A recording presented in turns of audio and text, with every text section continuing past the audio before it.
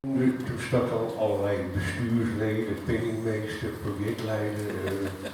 Nou, wij gaan nu luisteren naar de mede-organisatie van de Eidelstichters, Serafine Hassels.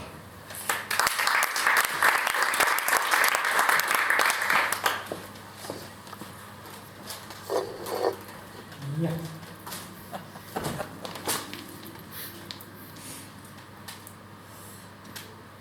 Hallo allemaal. Even een microfoon in. Ja. Al mijn gedichten gaan over vrouwen en over vrouwenlichamen en over de positie van de vrouw in deze wereld, die helaas steeds slechter wordt. Afgelopen 8 maart was er de Vrouwenmars, waar ook heel veel mannen bij liepen en daar was ik erg blij mee. Ik begin met mijn gedicht Lijfelijkheid, dat was nog het thema van de Boekenweek.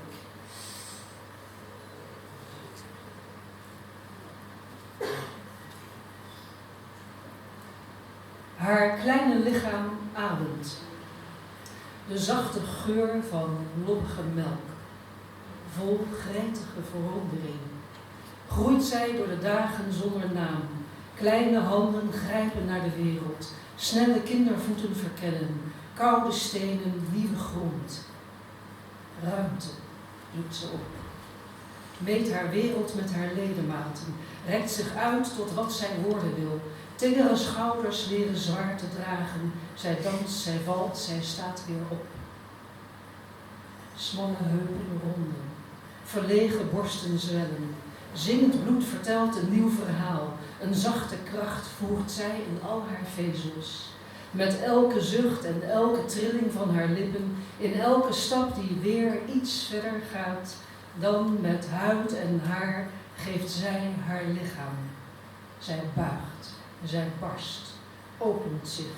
Haar handen wiegen, haar vel houdt leven vast, haar lijf verkent in alle vormen. Nu vertraagt haar lichaam, beweegt meer behoedzaam. Haar blik verzacht, haar adem zinkt, verhalen van vallen en opstaan. Haar lijnen een passage door de tijd, met zachter ritme voor de dagen. Zij groeit opnieuw van wat zij was tot waar zij is, tot waar haar lijf de grenzen raakt en zij in volheid rusten zal.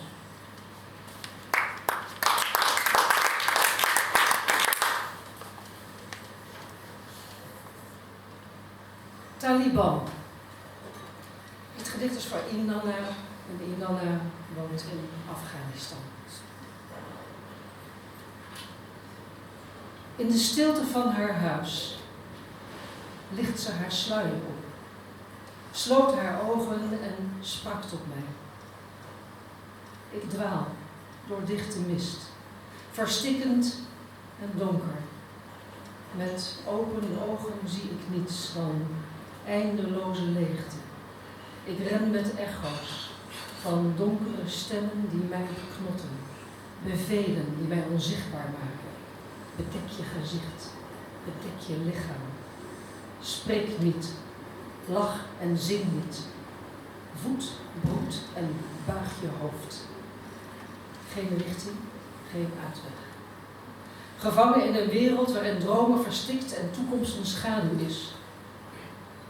Inanna, Ishtar, Nini, Ereshkigal, Tiamat, Astarte, Anat, Tanit, Anita, Roxana, Atossa, Vandana, Hind, Zainab, Lubna, Salma, Merit, Tamin, Gul, Pari, Shabnam, Roya, Malalai, Serata, Nizira, Shirin, Zara, Mariam, Soraya, Laila, Parveen, leraressen, artsen, ontwerpsters, juristen, schoonmaaksters, kapsters, studenten, journalisten, vroedvrouwen, naaisters, secretaressen, moeders. Duizenden blauwe boerka's fluisteren, wakkeren woede aan pen en stem. Ik pak mijn wapens op. Vrouw, leven, vrijheid.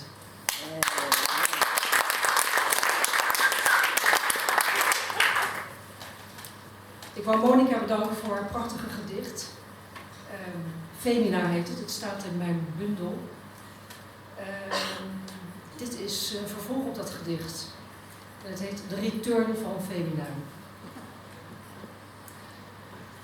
Dit is voor vrouwen die vechten, voor vrouwen die strijden, die weigeren te buigen, die weigeren te lijden. Jij kan niet bepalen, jij kan niet dicteren, je gaat mij niet vertellen hoe ik moet marcheren. Versterkt uit gebroken staan wij op de scene. Wij zijn nu de storm, een powerful queen. Jouw stem is een wapen, jij weet wel beter. Ga spreken, ga schreeuwen, laat ze het horen. Feministen zijn terug, de toekomst herboren.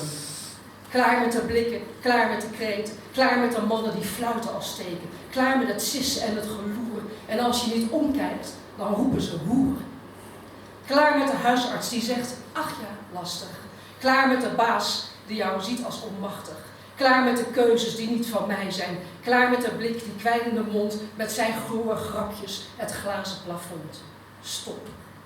Klaar met de misogynie en met jullie haat. Klaar met de vraag, waarom ben je zo kwaad? Klaar met de keuzes die niet van mij zijn. We breken de muren, we schudden de steiger. Mijn buik is mijn recht, ik draag of ik weiger. Van lustobject en vrouwenhaat. Van sexy naar oud, van hond naar te laat. Wij spelen dit tijdsspelletje niet langer mee. Ik ben hier, ik ben echt, ik ben vuur, ik heb macht. Mijn lichaam, mijn regels, nooit meer verkracht. Stop. Jij kan niet bepalen, jij kan niet dicteren, je gaat mij niet vertellen hoe ik moet marcheren. Gesterkt losgebroken staan wij op de scene.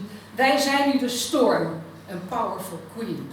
Jouw stem is een wapenvrouw, jij weet wel beter. Ga spreken, ga schreeuwen, laat ze het horen. Feministen zijn terug, de toekomst herboren.